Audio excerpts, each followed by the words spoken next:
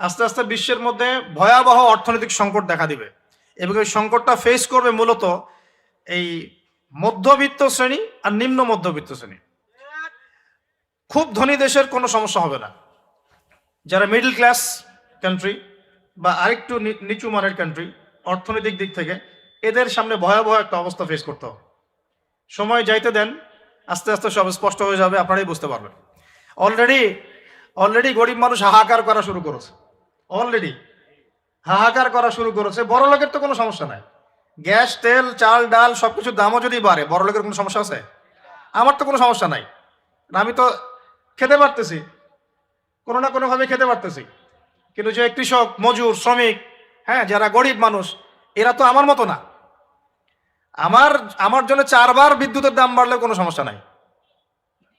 1000, 1500, 2000, 3000 আপনি ইফোর্ট দিতে পারছেন, আপনার তো সমস্যা নাই।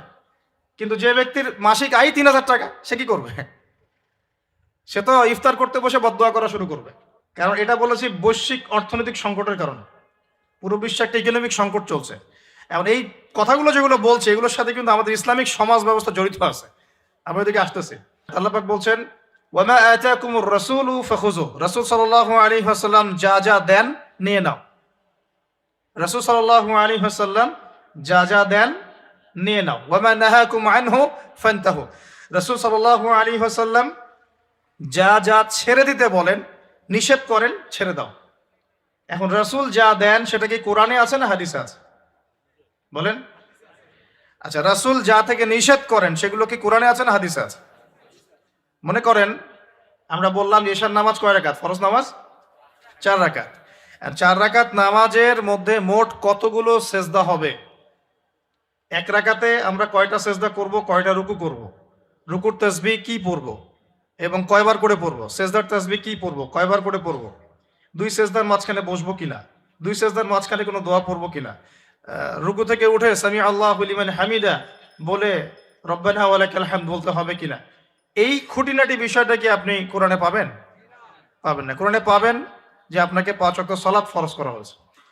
এখন আপনি হাদিসে গিয়ে পাবেন যে সালাতের ওয়াক্ত কেমন হবে, কখন হবে, কিভাবে ওযু করতে হবে, আপনি জুনুবি অবস্থায় থাকলে কিভাবে ফরজ গোসল করবেন, কিভাবে মেসওয়াক করবেন, ওযুর সময় কি আগে ধোবেন, বিসমিল্লাহ বলে কি আগে মাথা মাসা করবেন নাকি আগে হাতের কবজি পর্যন্ত ধোবেন, কি করবেন, ধারাবাহিকতা কেমন হবে, নামাজের দিকে আপনি কিভাবে যাবেন, কিরকম পোশাক পরলে নামাজ হবে, কেমন করলে নামাজ হবে না, কোন ওয়াক্তে নামাজ পড়লে নামাজ হবে, কোন ওয়াক্তে পড়লে হবে না, কোন ওয়াক্তের নামাজ কত রাকাত হবে, কোন রাকাতে কয়টা সেজদা করবেন, কয়টা রুকু করবেন ইত্যাদি, মানে খুঁটিনাটি বিষয়। এই খুঁটিনাটি বিষয়গুলো কিন্তু আছে হাদিসে। কোথায় আছে ভাই? এই হাদিস এবং সুন্নাহ প্লাস কোরআন, এই দুটোকে মিলেই হচ্ছে ওয়াহি, আল্লাহ পাকের ওয়াহি। এখন অনেকেই এই আয়াতের ভুল ব্যাখ্যা করতে পারেন যে আল্লাহ পাক তো বলেছেন কোরআনের সমস্ত বিষয় আমি ব্যাখ্যা করেছি, তাহলে হাদিসের কি প্রয়োজন আছে? উত্তর হচ্ছে আল্লাহ পাক কোরআনের সমস্ত বিষয়ের মূল নীতি ব্যাখ্যা করেছেন, আর হাদিসে গিয়ে এর বিস্তারিত ব্যাখ্যা করেছেন। আমি কি বুঝাতে পারছি? আরেকটা দলিল সূরা নাজম আয়াত নাম্বার 3-4, সূরা নাজম আয়াত নাম্বার 3-4 আল্লাহ রাব্বুল আলামিন বলছেন যে ওয়ামা ইয়ানতিকু আনিল হাওয়া, মুহাম্মদ সাল্লাল্লাহু আলাইহি ওয়াসাল্লাম নিজের মন গড়া কোনো কথা বলেন না। মুহাম্মদ সাল্লাল্লাহু আলাইহি ওয়াসাল্লাম নিজের মন গড়া একটা শব্দ উচ্চারণ করেন না। ইন হুয়া ইল্লা ওয়াহয়ু ইউহা, তিনি শুধু অতটুকু কথা বলেন যেটা তার কাছে ওহী করা হয়। সুবহানাল্লাহ। যখন থেকে নবী সাল্লাল্লাহু আলাইহি ওয়াসাল্লামের কাছে নবুয়ত এসেছে, এরপর থেকে একটা শব্দ নবী সাল্লাল্লাহু আলাইহি ওয়াসাল্লাম আল্লাহর হুকুম ছাড়া বলেন নাই। একদিন এক ব্যক্তি এসে জিজ্ঞাসা করছিল যে আল্লাহর কাছে সবচেয়ে নিকৃষ্ট জায়গা কোনটা আর সবচেয়ে উৎকৃষ্ট জায়গা কোনটা। নবী সাল্লাল্লাহু আলাইহি ওয়াসাল্লাম চুপ করে থাকলেন অনেকক্ষণ। তিনি চুপ করে আছেন মানে তার কাছে ওহী নাজিল হচ্ছে। কি নাজিল হচ্ছে? ওহী। কিছু কিছু সাহাবী বলতেন, যেমন একজন সাহাবীর নাম হচ্ছে যায়েদ ইবনে হারেসা। তিনি একদিন বলেছিলেন যে একদিন নবী সাল্লাল্লাহু আলাইহি ওয়াসাল্লাম আমার পাশে বসেছিলেন, তার উরু, তার পায়ের এই অংশটা আমার পায়ের উপরে ছিল। হয় না অনেক সময় আমরা বসি না একসাথে মসজিদের মধ্যে, তো এইরকম একটা অবস্থায় আল্লাহর রাসূলের উপর ওহী চলে আসছে। তো সাহাবী বলছেন ওই সময় আমার কাছে মনে হচ্ছিল যে আমার পাটা মনে হয় ভেঙে গুঁড়া হয়ে যাবে। আমার কথা বুঝতে পারছেন না? ওহির যে একটা ভার, মানে ওহি আসছে, তিনি বুঝতে পারছেন যে তার ফিজিক্যালি তার মধ্যে অন্যরকম একটা স্ট্রেংথ চলে আসছে।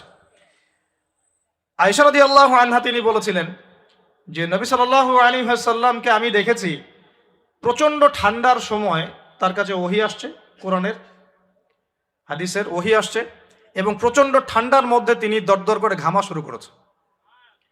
তো ওহি আসলে বোঝা যেত কিছু একটা হচ্ছে।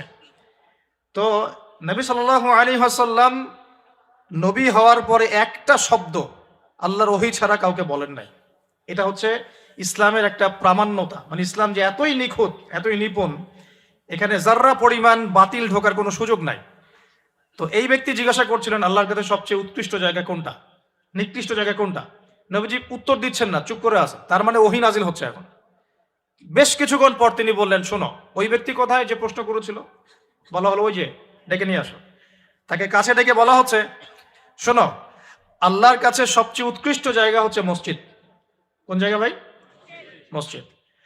আর আল্লাহর কাছে সবচেয়ে নিকৃষ্ট জায়গা হচ্ছে বাজার। কোন জায়গা? বাজার। যেটা আমাদের এখন বেশি বেশি বাজার, ঘন ঘন বাজার।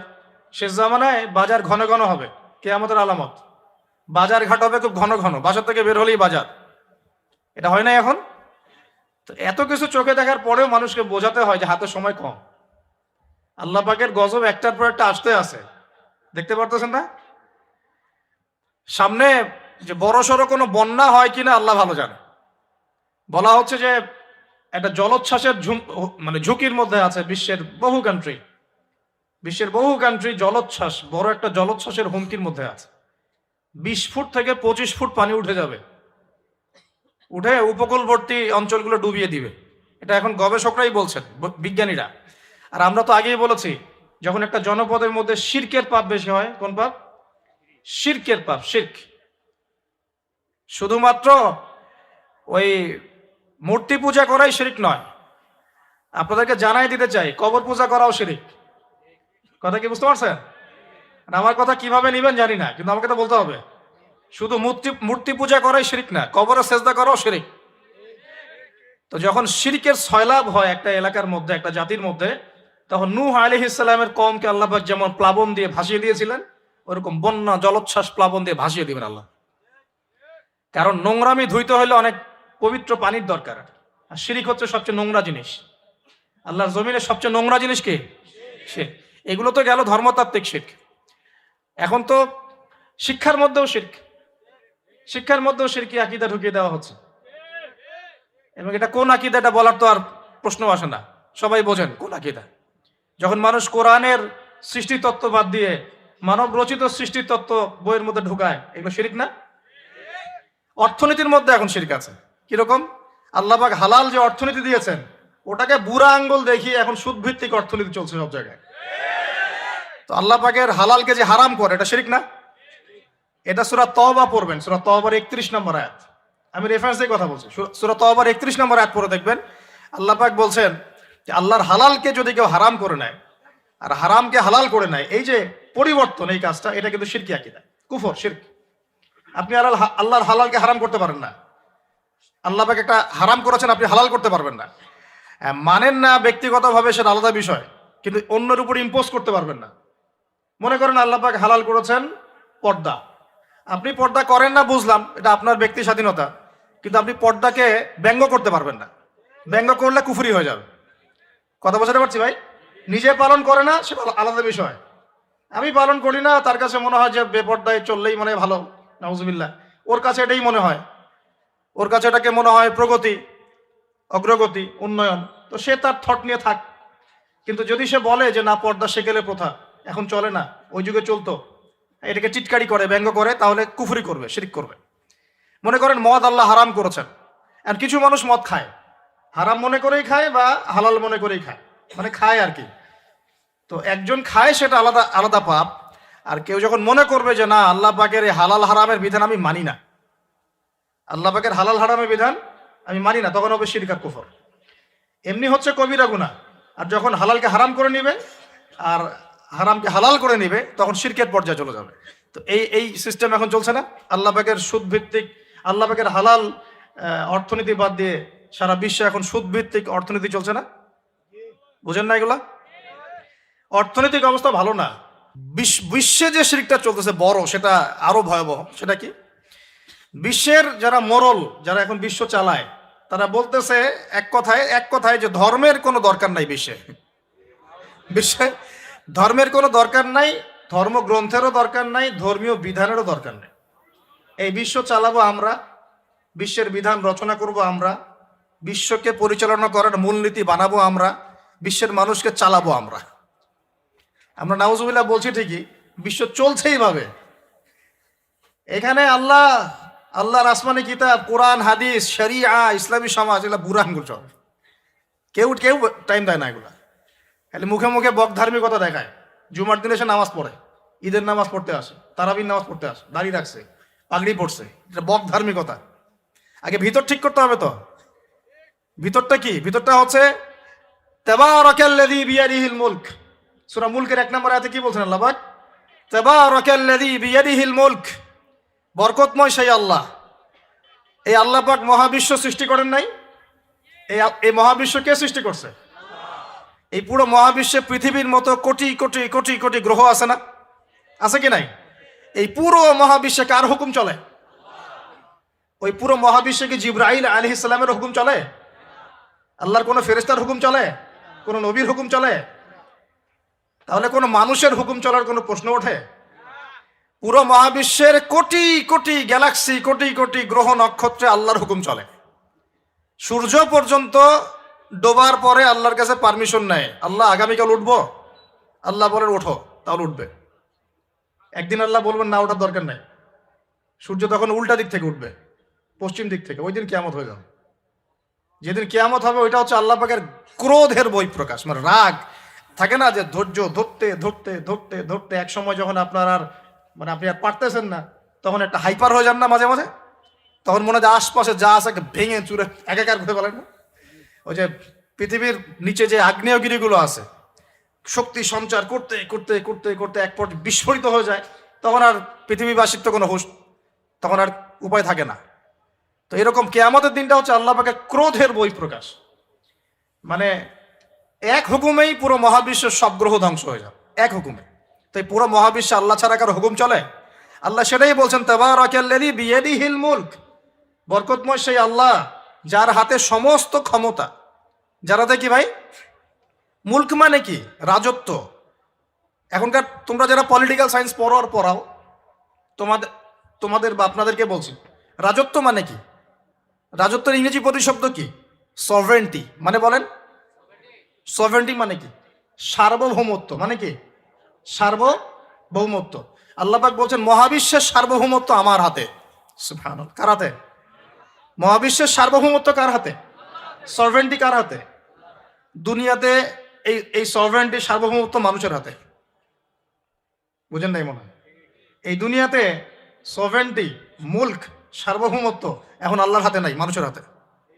মানুষ যা মনে করে তাই চালায়। এখন আল্লাহ পাকের বিধান, আল্লাহ রাসূল, এগুলো বাদ। তো এটা হচ্ছে সবচেয়ে বড় শিরক সারা বিশ্বের। এটা সারা বিশ্বের সবচেয়ে বড় পর্যায়ে শিরক। তো শিরকে ডুবে আছি আমরা, এটাকে বোঝেন। আমি তো বলছি না যে এখন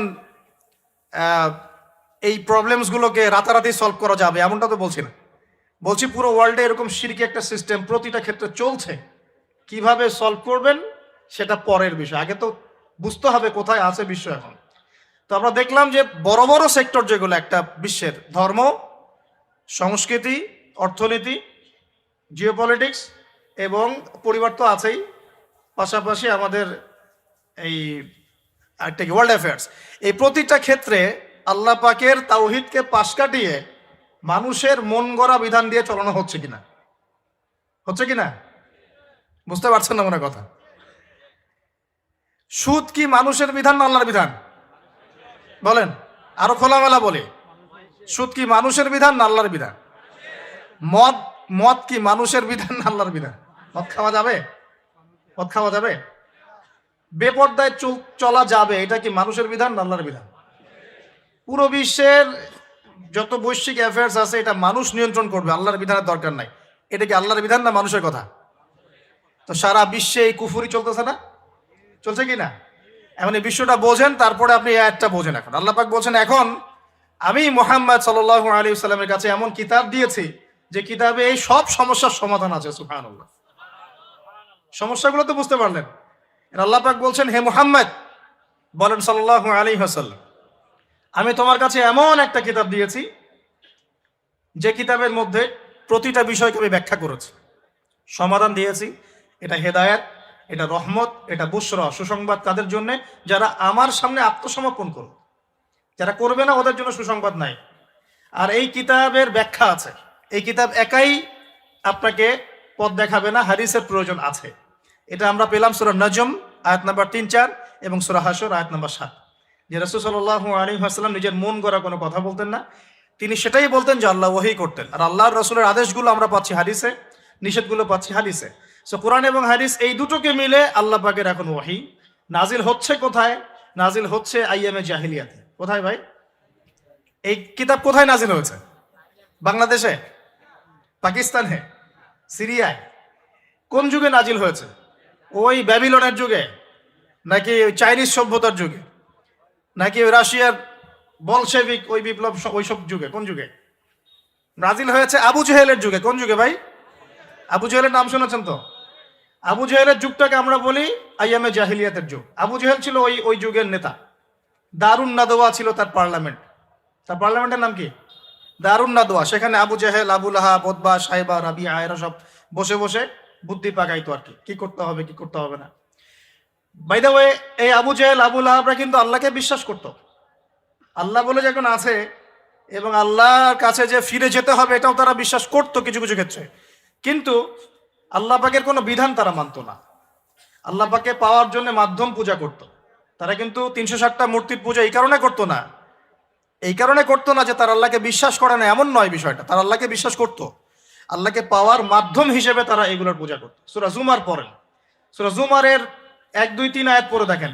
আবু জেহেলদের কথা আল্লাহ বলেছেন। তারা বলতো, মা না'বুদুহুম, আমরা এই লাত উজ্জা মানাতের উপাসনা এই কারণে করি, শুধু এই কারণে করি, লিয়ুকাররিবুনা ইলাল্লাহি যুলফা, যে এই লাত উজ্জা মানাত, হবল, এই যে মূর্তিগুলো, এগুলো আমাদেরকে আল্লাহ পর্যন্ত পৌঁছে দিবে, এই কারণে করতো। ওরা কিন্তু আল্লাহকে অস্বীকার করতো না।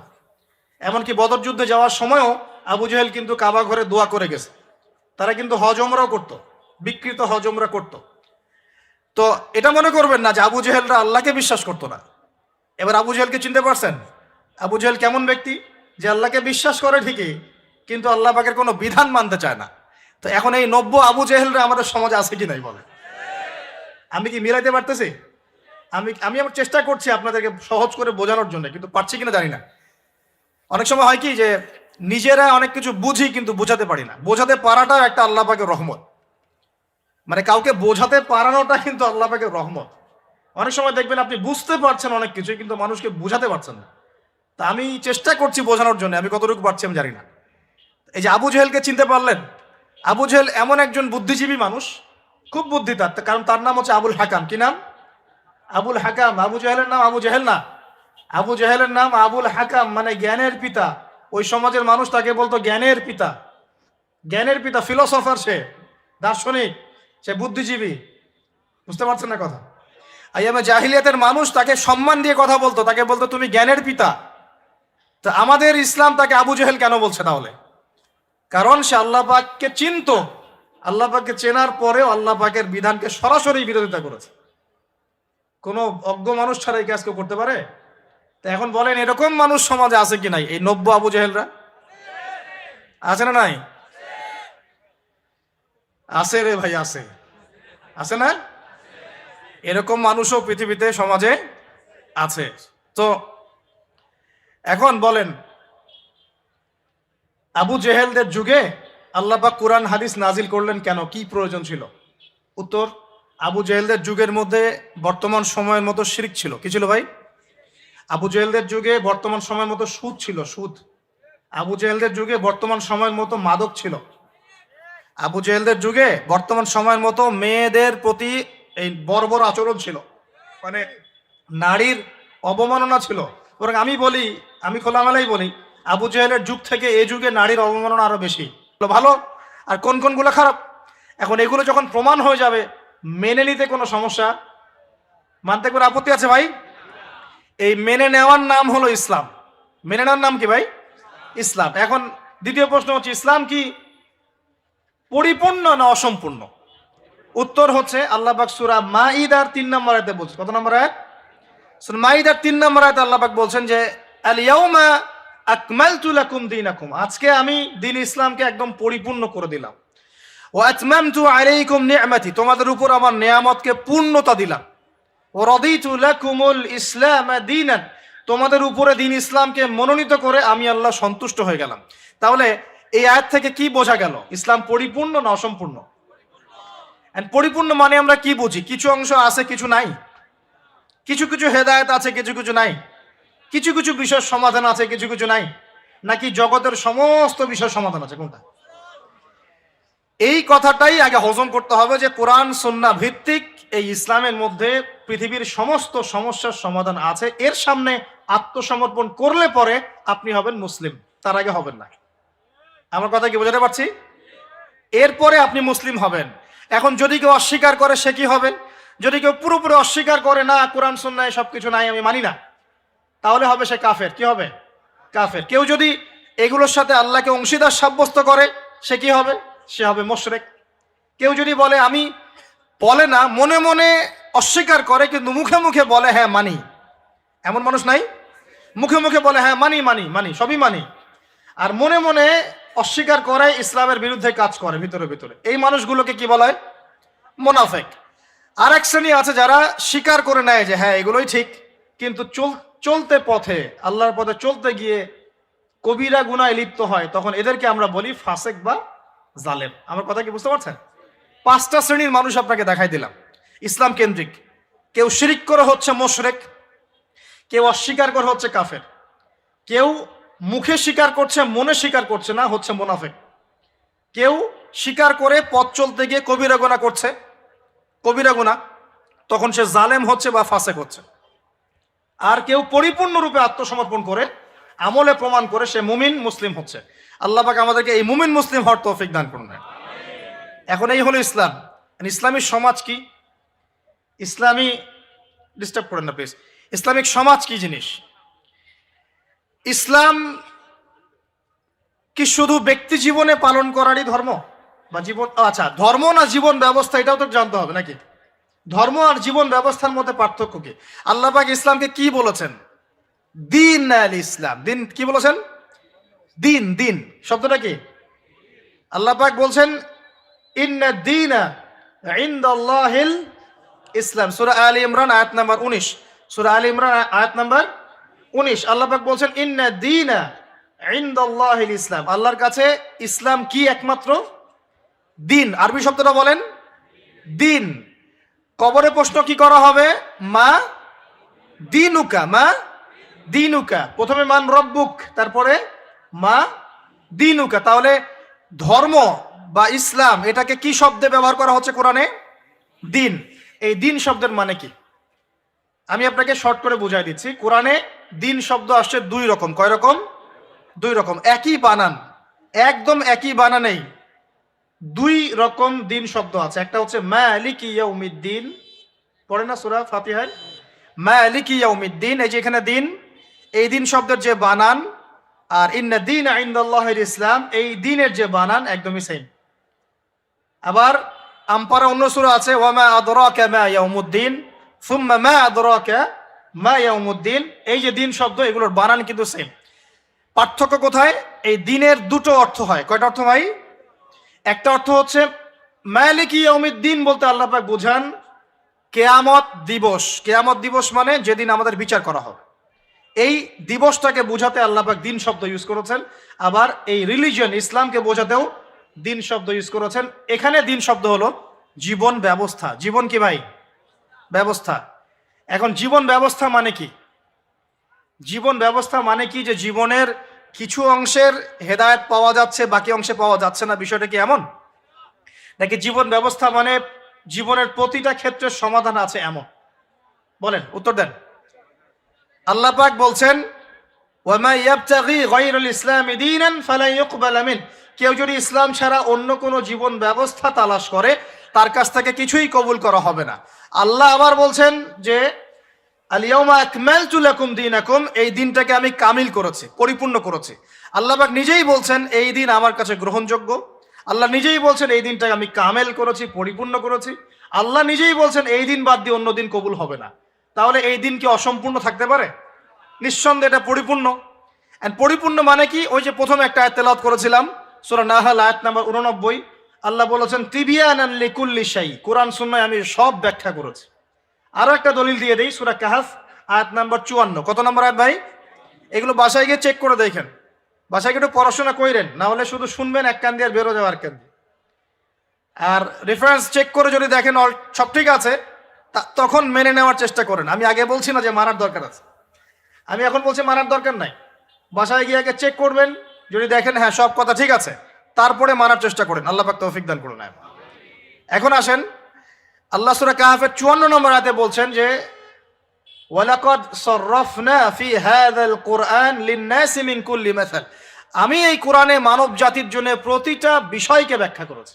এবার আরো স্পষ্ট হয়ে গেল, ইসলাম, কোরআন এবং সুন্নাহয় এমন কোনো বিষয় নাই যা নাই। এই হলো পরিপূর্ণ জীবন ব্যবস্থা। তো নবী সাল্লাল্লাহু আলাইহি ওয়াসাল্লাম কাদেরকে নিয়ে ওই আবু জেহেলের সমাজ পরিবর্তন করলেন বলেন? এবং কি হাতে নিয়ে করলেন? আল্লাহর ওহী, মানে কোরআন এবং হাদিস। এটাকে শুধু মুখে মুখে আমল করে বলেছেন না, নিজে আমল করে দেখিয়েছেন। নিজে বিশ্বাস করেছেন, স্বীকৃতি দিয়েছেন, আমল করেও দেখিয়েছেন, মানুষকে দাওয়াতও দিয়েছেন। এখন একা একা করেছেন না সবাইকে নিয়ে করেছেন? তার মানে ইউনিটি লাগবে। কি লাগবে ভাই? একা একা পারা যাবে না। এই যে আমি একা একা লেকচার দিয়ে যাচ্ছি, আসলে আমি দিন কায়েম করতে পারবো না। এখানে আমি আপনাকে দিনের কিছু নসিহত করতে পারবো, কিছু দাওয়াত দিতে পারবো, কিন্তু আমি কিন্তু এখানে দিন কায়েম করতে পারবো না। একা একা দিন কায়েম করা যায়, একা একাও যায় না, এক শ্রেণীর মানুষকে নিয়েও যায় না। মুসলিমদের মধ্যে মনে করেন যে মুসলিমদের মধ্যে একটা এলাকার মুসলিম আছে, মনে করেন 1 লাখ, কথার কথা বলছি, 1 লাখের মধ্যে 1000 মানুষ সবকিছু বোঝে, বাকিরা এতটা বোঝে না। ওদেরকে বোঝাতে হবে। ওদের কি করতে হবে? বোঝাতে হবে। ওই আমরা যদি মনে করি আমি 1000 আমি সব করতে পারবো, ভুল করবেন। তখন কি হবে? জাহেলিয়াতের সংখ্যা গরিষ্ঠতার স্রোতে আমি হারিয়ে যাব। কথা বুঝতে পারছেন? নবী সাল্লাল্লাহু আলাইহি ওয়াসাল্লাম কিভাবে করেছেন? তার আগে আমি একটু প্রশ্ন করি, কত বছর লেগেছে তার সমাজ পরিবর্তন করতে? বলেন। 23 বছর। এই তো মাশাআল্লাহ। 23 বছর পরে ওই মক্কায়, ওই আবু জেহেলের যুগেই, আবু জেহেলের সেই যুগ কি আর বাকি থাকলো? 23 বছর পর কি শিরক ছিল ওই যুগের মধ্যে? আর মক্কায় কোনো সুদ ছিল? মক্কায় কোনো মাদক, কোনো জেনা, ব্যভিচার, মেয়েদের শ্লীলতাহানি, ধর্ষণ, জেনা, হ্যাঁ, গুম খুন, তারপরে আপনার এই যে গোত্র হানাহানি, মারামারি, কোনোটা কি আর বাকি ছিল? মানে 23 বছরের সমাজ টোটাল নিট অ্যান্ড ক্লিয়ার, সাফ। কত বছর? 23 বছর। কিভাবে করলেন? প্রথমত তিনি ওহির জ্ঞানের চর্চা করেছেন, নিজে আমল করেছেন, সাহাবীদেরকে শিখিয়েছেন, এবং সাহাবীরা সবাই মিলে দাওয়াতি কাজ করে একটা জনসমষ্টি তৈরি করেছেন কি না? প্রথমে কি নবী সাল্লাল্লাহু আলাইহি ওয়াসাল্লাম প্রকাশ্যে দাওয়াত দেওয়া শুরু করেছেন? না। প্রথম 3 বছর, কত বছর? তিনটা বছর নবী সাল্লাল্লাহু আলাইহি ওয়াসাল্লাম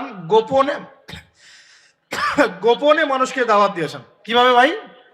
গোপনে, man to man, door to door. কাদেরকে দাওয়াত দিয়েছেন? উত্তর, প্রথমত তার নিজের মানুষদেরকে, নিজের স্ত্রী, নিজের যায়েদ ইবনে হারেসা পালক পুত্র ছিলেন, নিজের চাচাতো ভাই জাফর ইবনে আবি তালেব, আলী ইবনে আবি তালেব, নিজের খুব কাছের মানুষ আবু বকর সিদ্দিক রাদিয়াল্লাহু আনহুর হাত ধরে, পরে ওসমান বিন আফফান, আব্দুর রহমান বিন আউফ, তালহা বিন উবাইদুল্লাহ, জুবাইর বিন আওয়াম, আস্তে আস্তে ছড়িয়ে পড়ছে। তার মানে দাওয়াতি কাজ শুরু করতে হবে কোথা থেকে? আগে বলেন। আগে নিজে, তারপরে কে? নিজের কাছের মানুষ, নিজের পরিবার, নিজের বংশ, নিজের আত্মীয়। এই দাওয়াতি কাজ কি আমাদের করা শেষ? কারা কারা করা শেষ? হাত তোলেন দেখি। আগে শুরু করেন। আগে তো নিজেকে দিয়ে শুরু করতে হবে নাকি ভাই? নিজের পরিবারের সবাই নামাজি, নামাজের দাওয়াত দিচ্ছি কিনা? নামাজের দাওয়াতটুকু দিচ্ছি? নিজের পরিবারে কি পর্দা কায়েম করতে পারছি? নিজের পরিবারে কি তালিম চালু হচ্ছে? নিজের সন্তানরা কি কোরআন পড়ছে? নিজের পরিবারে কি সবাই রমজান মাসে রোজা রাখছে, হালাল খাচ্ছে? আগে নিজের পরিবার দিকে ফোকাস করেন, আল্লাহ পাক তৌফিক দান করেন। এরপর আল্লাহ ওহী নাযিল করলেন, ওয়ানদির আশিরাতাকাল আকরাবিন। এবার তুমি কাকে সতর্ক করবে? তোমার কাছের আত্মীয় স্বজন গোত্রের লোককে। তখন তিনি ওই যে পাহাড়ের উপর উঠে ডাকলেন, ইয়া মা আশারাল কুরাইশ, ইয়া মা আশারাল কুরাইশ, তোমরা সবাই আসো।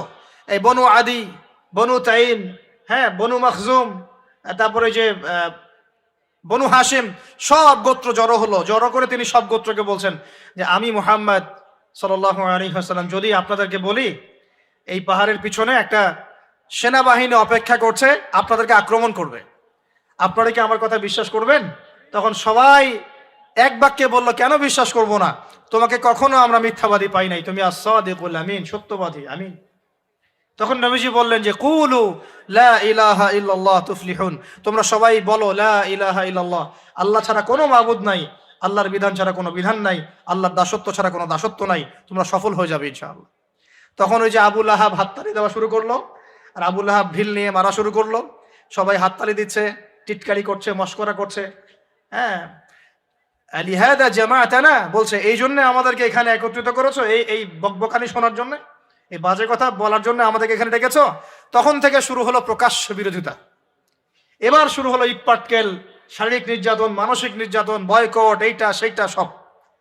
তো এখন বলেন, যে মানুষটা আগে সাদিকুল আমিন ছিল, সত্যবাদী এবং বিশ্বস্ত, এবার সবাইকে ডেকে দাওয়াত দেওয়ার পরই তিনি হয়ে গেলেন কাযযাব, মিথ্যাবাদী, হ্যাঁ সাহেব, জাদুকর, ফারিকুল জামাত বিভক্তকারী, মাজনুন, পাগল। চুক চুক চুক চুক করে আগাবো ইনশাআল্লাহ। একটা রুটিন ফিক্স করে নেবেন, ডেইলি 1 ঘন্টা করে আপনি পড়াশোনা করার চেষ্টা করবেন। আমি অনেক লেকচারে কিছু সিলেবাস বলেছি, আপনাকে কোরআন পড়তে হবে, আরবি ভাষা শিখতে হবে, হাদিসের কিতাবগুলো পড়বেন, ইতিহাস, ইসলামের ইতিহাস পড়বেন, ইসলামিক অর্থনৈতিক বইগুলো পড়বেন, বড় বড় রিনাউন্ড ওলামায়ে কেরামদের বইগুলো পড়বেন, সিরাত পড়বেন, আকীদার বই পড়বেন, ফিকহের কিছু বই পড়বেন। মানে আপনার একটা ক্লাসিক্যাল পড়াশোনার ধারা থাকতে হবে। এবং এই পড়াশোনা একা একা করা যাবে না। কিছু বই আপনি একা হয়তো পড়তে পারবেন, কিন্তু অনেক কিতাব আছে যেগুলো আপনি একা পড়তে পারবেন না। আপনার বিজ্ঞ ওলামায়ে কেরামের সোহবত দরকার আছে। এটার দায়িত্ব আপনি খুঁজে বের করবেন কার সোহবতে আপনি যেতে চান। আল্লাহ পাক আপনাকে তৌফিক দান করুন। প্রথম কথা জ্ঞান অর্জন। 2 নম্বর, দিন প্রতিষ্ঠা, ইসলামী সমাজ ব্যবস্থার জন্য সাহাবীগণ নিজেরা আমল করিয়ে দেখেছেন, শুধু জ্ঞান অর্জনই করেন নাই। যে জ্ঞান অর্জন করেছিলেন সেটা আমল করে দেখিয়েছেন। যেমন উমর রাদিয়াল্লাহু আনহু বলতেন যে সূরা বাকারা হিফজ করতে আমার সময় লেগেছে 12 বছর। কত বছর? 12 বছর লেগেছে সূরা বাকারাটাকে আয়ত্ত করতে। কারণ সাহাবীরা যতক্ষণ পর্যন্ত 10টা আয়াত লেসন নিয়েছেন, 10টা আয়াতের উপর আমল না করা পর্যন্ত নতুন করে দার্স নিতেন না। বুঝতে পারছেন না? মনে করেন আপনি সূরা মাউন শিখেছেন, মাউন, আরাআইতাল্লাযী ইউকাযযিবু বিদ্দিন, এই সূরা আপনি শিখেছেন। সাহাবীদের সুন্নত ছিল কি, এই সূরাটার উপর তারা আমল না করা পর্যন্ত নতুন লেসন নিতেন না। এভাবে তারা আমল করতেন। আমরা কি এমন করে আমল করি? আমরা যত পারি আগে তথ্য ইনস্টল করতে থাকি। আমাদের জ্ঞান চর্চাটা হচ্ছে তথ্য ইনস্টল করার মতো। তথ্য ইনস্টল করাকে জ্ঞান চর্চা বলে না। এটাকে আমরা ওয়েল ট্রেন্ড বলতে পারি, ওয়েল এডুকেটেড বলতে পারি। সার্কাসের সিংহ বাঘ দেখেছেন না? লাঠি চাবুকের ভয়ে অনেক কাজ করে না? অনেক কুকুর দেখা যায় না যে ট্রেনিং প্রাপ্ত, যা কমেন্ট করে সে ফলো করে না? এটা ওয়েল ট্রেন্ড বলা যায় না, এই কিন্তু ওয়েল এডুকেটেড না। আমাদের ক্রিটিক্যাল থিঙ্কার্স দরকার, মানে কোরআন সুন্নাহ পড়বে, আমল করবে এবং এটাকে নিয়ে গবেষণা করার চেষ্টা করবে। মানে আমাদের কোরআন সুন্নাহকে নিয়ে গবেষণার একটা প্রজন্ম দরকার, গবেষক প্রজন্ম, ক্রিটিক্যাল থিঙ্কার্স। আল্লাহ পাক আমাদেরকে এই তৌফিক লাভে ধন্য করুন বলে আমি। তো 2 নম্বর ইনিশিয়েটিভটা হচ্ছে অবশ্যই জ্ঞান অনুযায়ী আমল করতে হবে যদি ইসলামী সমাজ চাই আমরা। আল্লাহ পাক আমাদের সবাইকে তৌফিক দান করুন। সবার আগে আমাকে তৌফিক দান করুন বলি আমি। জ্ঞান অনুযায়ী আমল করার জন্য একটা সুন্নত ফলো করলেই হবে, একজন ব্যক্তিকে জাস্ট ফলো করতে হবে। জীবনের প্রতিটা কাজ নবী সাল্লাল্লাহু আলাইহি ওয়াসাল্লামের সুন্নাহ মাফিক করলেই আপনি জানা অনুযায়ী আমল করে ফেলবেন ইনশাআল্লাহ। পারা যাবে তো ইনশাআল্লাহ?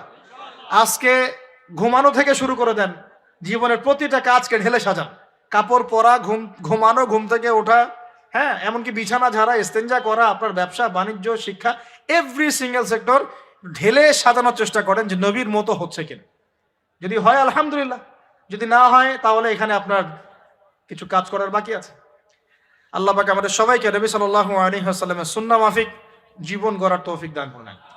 3 নম্বর পয়েন্টটা হচ্ছে নবী সাল্লাল্লাহু আলাইহি ওয়াসাল্লাম সাহাবীগণ আদর্শ পরিবার গড়েছিলেন। কি করেছেন ভাই? কারণ পরিবার হচ্ছে একটা সমাজের গঠন একক। আপনি সমাজ নিয়ে কথা বলছেন, তাহলে আগে পরিবার ঠিক করতে হবে বা ঠিক করার চেষ্টা করতে হবে। আমি এটা জানি যে একটা পরিবারের সব সদস্য হয়তো নামাজি নাও হতে পারে, নূহ আলাইহিস সালামের স্ত্রী যখন ঈমান নিয়ে আসে নাই, লূত আলাইহিস সালামের স্ত্রী যখন ঈমান নিয়ে আসে নাই, আদম আলাইহিস সালামের সন্তান কাবিল যখন জাহান্নামে যাচ্ছে, আবার ফেরাউনের ঘর থেকে যেমন আসিয়া জান্নাতে যাচ্ছে, তার মানে পরিবারের সবাই যে একরকম হবে নট নেসেসারি। কিন্তু অ্যাজ এ মানে পরিবারের কর্তা, আপনি পরিবারের guardian, as a guardian of family, আপনাকে আপনার রেসপন্সিবিলিটি তো পালন করতে হবে নাকি? পরিবারে আপনার দায়িত্ব নাই? পর্দা প্রতিষ্ঠা করার দায়িত্ব কার? আপনার। আপনার স্ত্রী পর্দা করে না, এই দায়িত্ব কার? এই জিম্মাদারি কার? আপনার সন্তান যে নামাজ পড়ে না, এই রেসপন্সিবিলিটি কার? পরিবারে যে হারাম ঢুকতেছে রিজিকে, এই দায়িত্ব কার? তো আল্লাহ পাক, আমি মনে হয় বুঝাতে পেরেছি। অতএব পারিবারিকভাবে আল্লাহ পাক আমাদের সবাইকে যেন ইসলামটা ধরে রাখার তৌফিক দান করেন, বলি আমিন। 4 নাম্বার হচ্ছে, নবী সাল্লাল্লাহু আলাইহি ওয়াসাল্লাম সাহাবীগণ দিনের দাওয়াতি কাজ সবাই আমভাবে করেছে। এমন নয় যে নির্দিষ্ট কিছু সাহাবী দাওয়াতি কাজ করতেন, বাকিরা দাওয়াতি কাজ করতেন না, বিষয়টা কিন্তু এমন ছিল না। সবাই মিলেই দিনের দাওয়াতি কাজ করতেন, যে কাজটা আমরা এখন করি না।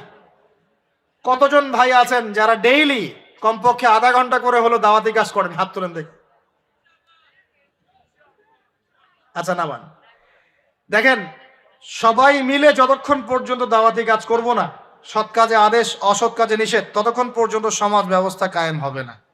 সবাইকে দাওয়াতি কাজ করতে হবে। একজন আলেম আসবেন, একজন বক্তা আসবেন, ওয়াজ করে যাবেন, দাওয়াত দিয়ে যাবেন, ব্যাস এখানেই ফুল স্টপ, ডোর ক্লোজড, তাহলে হবে না। এভাবে সমাজ প্রতিষ্ঠা হবে না। এভাবে তো বললাম, দাওয়াত দেওয়া হতে পারে, একদিনের ওরস হতে পারে, একদিনের ওয়াজ হতে পারে, একদিনের একটা সম্মেলন হতে পারে, কিন্তু প্রতিষ্ঠা অন্য জিনিস। প্রতিষ্ঠা মানে কি? মানে আমি যে আসলাম, বললাম ভাই 5 ওয়াক্ত নামাজ পড়েন, নামাজের দাওয়াত দিয়ে গেলাম। আর প্রতিষ্ঠা মানে কি? যদি এখানকার অথরিটি আমার কাছে থাকতো আর আপনি নামাজ পড়ছেন না, আমি আপনার দোকান সিলগালা করে ফেলতাম। কথা বুঝতে পারেন নাই? আজান হয়েছে, মার্কেটে দোকান খোলা, দোকান সিলগালা হয়ে যাবে, জরিমানা হবে, ভ্রাম্যমাণ কোর্ট, একদম কোর্ট সাথে সাথে বসে আর ফাইন করে দেয়। এটা প্রতিষ্ঠা। নামাজ পড়বো না মানে? মুসলমান নামাজ পড়বো না কেন? তুমি কি অমুসলিম নাকি নামাজ পড়বো না? এর নাম প্রতিষ্ঠা। এটা কি আপনি করতে পারবেন? আপনি এখন দাওয়াত দিতে পারবেন, ভাই নামাজে আসেন, নামাজ পড়লে এত নাকি হয়, না পড়লেই হয়। তো এই দাওয়াত তো চলছে মাশাআল্লাহ। প্রতিষ্ঠা কখন হবে? যখন সবাই মিলে সমাজটা পরিবর্তন করবে, তখন গিয়ে প্রতিষ্ঠা হবে ইনশাআল্লাহ। সমাজে যারা নেতৃত্ব দেয়, এরা কি আসমান থেকে টপকে পড়ে, না সমাজের ভিতর থেকে বের হয়? সমাজ যদি পরিবর্তন হয়, নেতৃত্ব এখান থেকেই বের হবে ইনশাআল্লাহ। আর যখন আল্লাহওয়ালা মানুষরা উপরে যাবে, তখন দেখবেন তারা এইসব অথরিটি ইম্পোজ করবে ইনশাআল্লাহ।